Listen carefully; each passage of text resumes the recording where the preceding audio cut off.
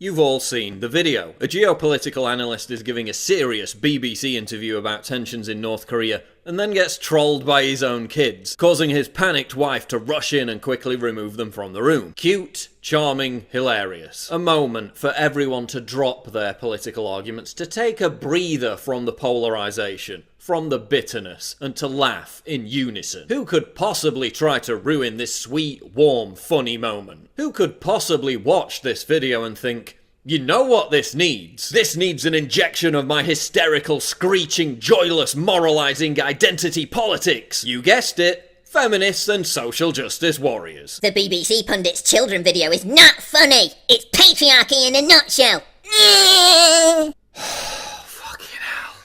It also exposes one reason why there are more men delivering their opinions all over our television most days, because women are doing the behind-the-scenes work needed to make that feasible. True equality will not have been achieved until we see a father desperately clawing at a baby wheeler while a woman talks about the rising threat of nuclear war!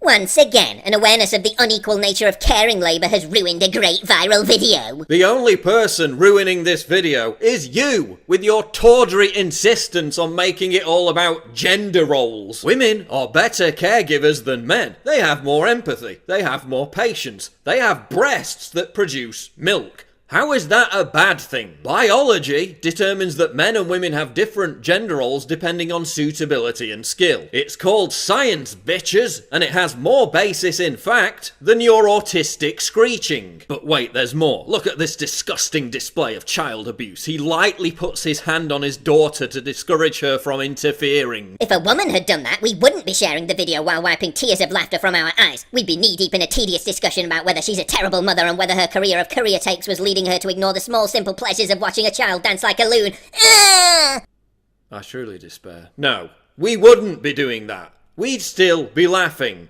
Because it's funny. And because to people whose every waking moment isn't infected with paranoia about how every single thing is a patriarchal conspiracy to oppress women, that's all that matters. And as if I couldn't get more depressed about this, I looked at the comments on the YouTube video, where hundreds of other morons were busy lecturing racists who mistakenly thought the woman was the guy's nanny. 1. It's his wife, not a nanny or maid. 2. She has a name. Racists may think the man has lovely children and the Asian lady takes care of them, but she can't be the white guy's wife, so she is a nanny. If she was a white lady, they don't think that. Do you think, for a second, it's possible that they thought she was a nanny because wealthy white people in London hire Asian nannies like there's no tomorrow? No, it must be because they're repulsive racists. So instead of having a laugh, let's spend all day on YouTube bitching about how a funny video actually represents the dark undertone of white society's cancerous bigotry. Another irony behind all this is that Robert E. Kelly, the guy in the clip who feminists have smeared as this vile, misogynistic, child-abusing symbol of the evil patriarchy, is probably going to have his career as a serious geopolitical analyst ruined anyway,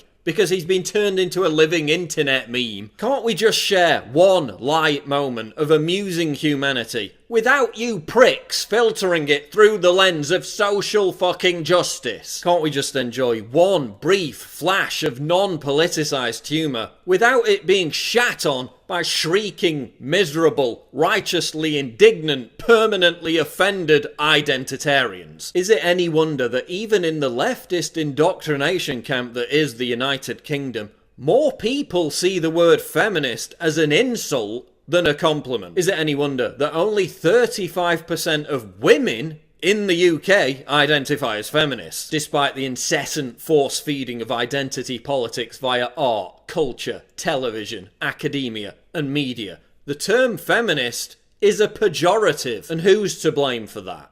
Stupid fucking feminists. Idiots who think a funny video represents patriarchal oppression, while they parade around in hijabs, an actual symbol of patriarchal oppression. Morons who treat absolutely fucking everything as a validation of their crazed obsession with intersectional feminism. It's not. It's just a funny video. Stop trying to ruin everything by turning it into a social justice issue. For once in your lives, just calm the fuck down and let people have a bit of fun.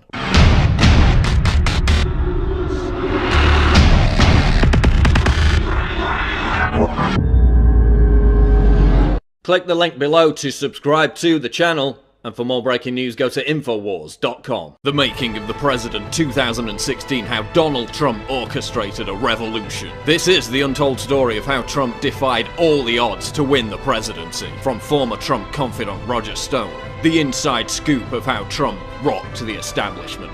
Get your signed copy of The Making of the President right now at InfoWarsStore.com.